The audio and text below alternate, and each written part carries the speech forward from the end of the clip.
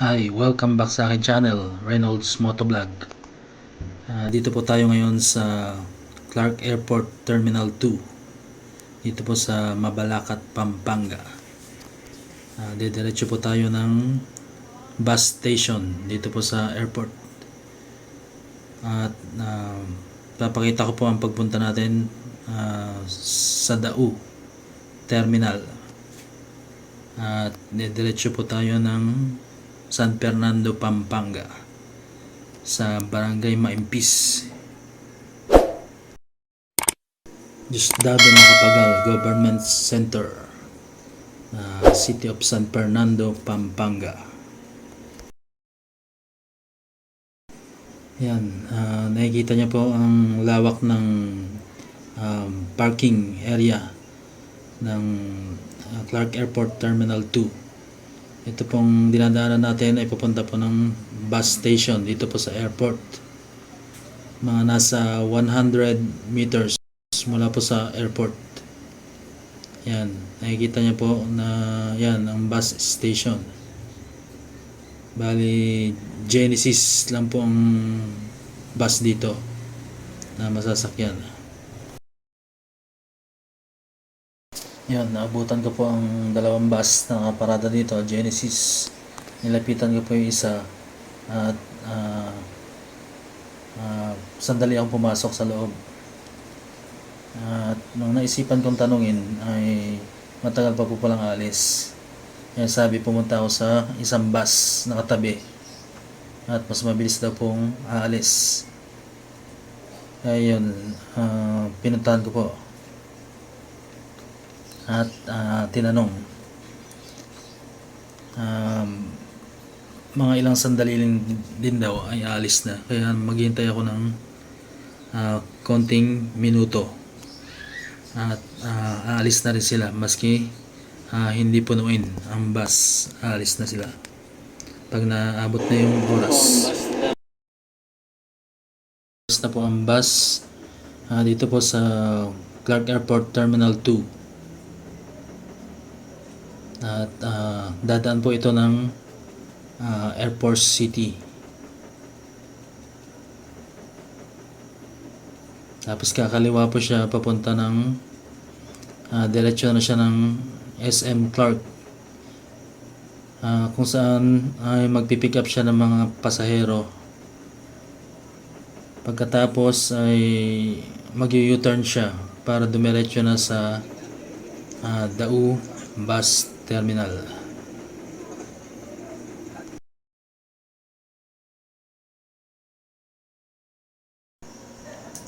Yan, pinabilis ko po ang video para hindi po kayo mainip.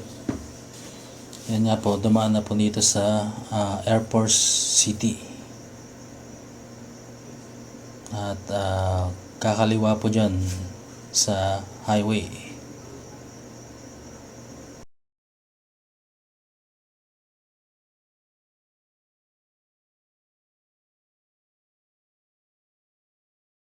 Diretso po tayo ng SM Clark.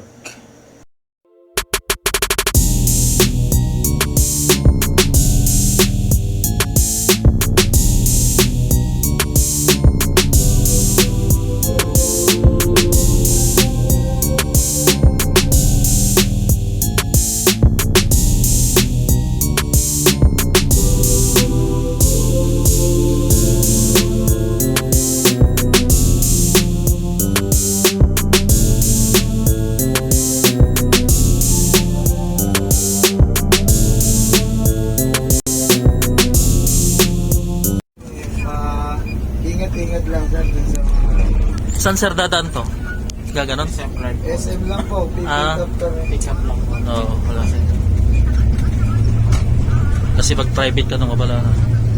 O may mga dumadaan din private dito. Mga ganun. Pag ano, diretso na sir. May dispatcher kasi pati. Dito kasi may pick up at kasi Oo. pick up, drop point. Oo. Yan po, dito na po sa SM Clark. Pagkatapos pong mag-pick up ng mga pasahero at kung may mga bababang pasahero, ay dediretso na pumuli ang bus at mag-U-turn po sa kaliwa at didiretso na po siya sa Dau Bus Terminal.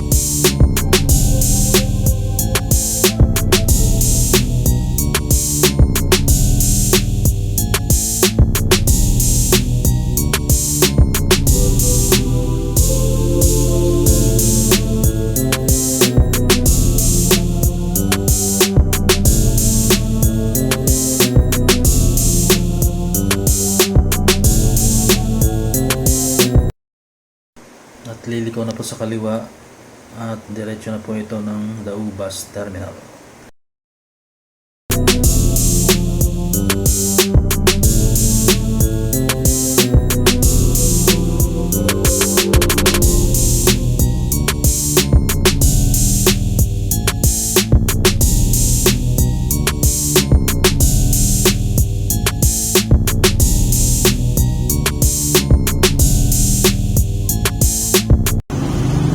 Dito na po tayo sa Dau Bus Terminal.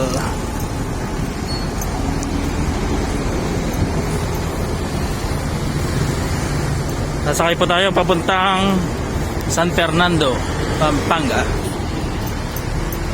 Ito na nga po ang Dau Bus Terminal. Sasakay po tayo ng minibus via NLEX papunta po ng San Fernando, Pampanga.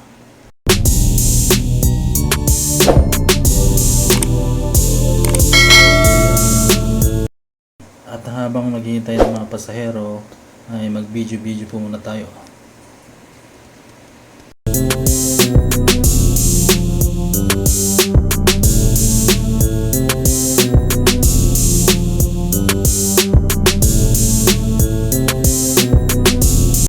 At yun po, umalis na ang minibus papuntang San Fernando, Pampanga. Dau via NLEX. Bali ang pamasahe po ay 45 pesos. Nakalimutan ko po palang sabihin kanina yung pamasahe sa bus mula sa Clark Airport Terminal 2 hanggang Dau ay 75 pesos.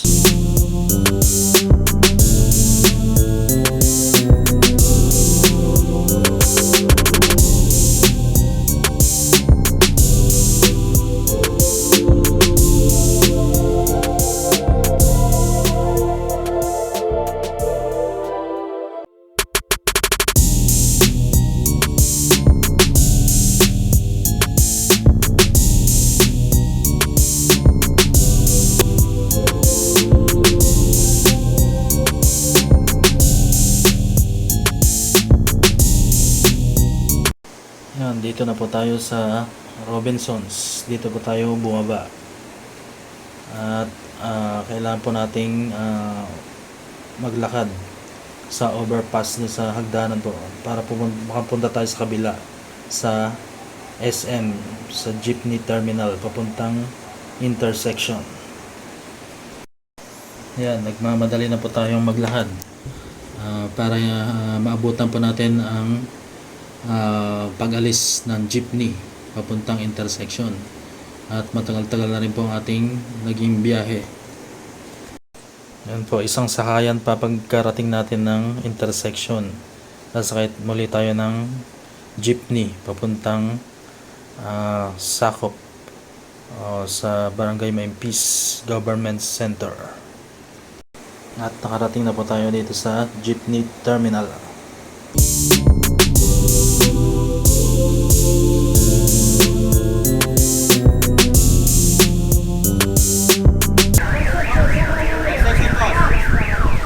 Magkano po pasahe sa ako? 12 po. 12. Sakay pa tayo dito. Sorry.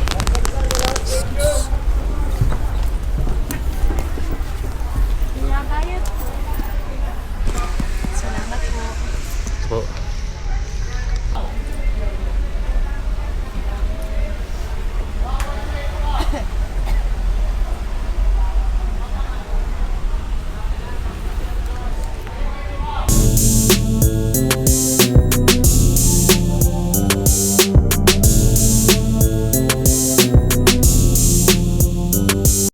Po. Umalis na ang jeep mula SM papuntang intersection. Ang bayad po ng pamasahe ay 12 pesos. Yan, pinabilis ko na po ang video para makarating agad tayo sa intersection.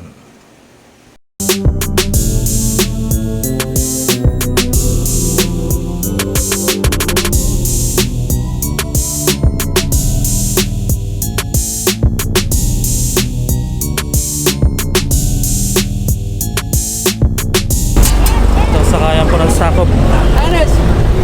Maimpis.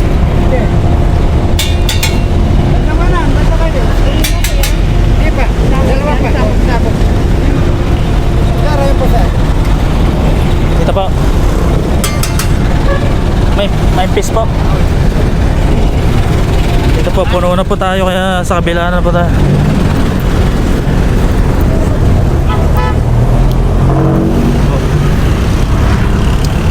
Maimpis po. Yeah. Magkano po pa sa akin Maimpis? 14 po. Novena sa Rosa. Okay na sana. Shoutout. Nakakailang biyahe po kayo pag sa isang araw? Nakakakuha na ako sir.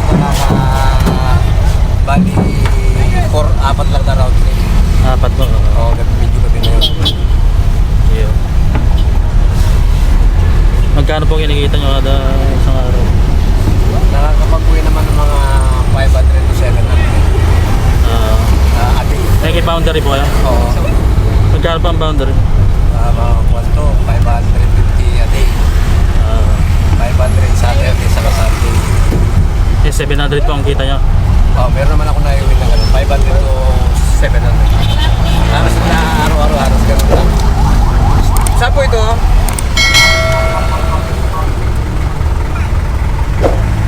Ayun nga po, nakasakay na tayo dito sa jeep sa intersection papunta pong Sakop Government Center. Ang pasahe po ay 14 pesos.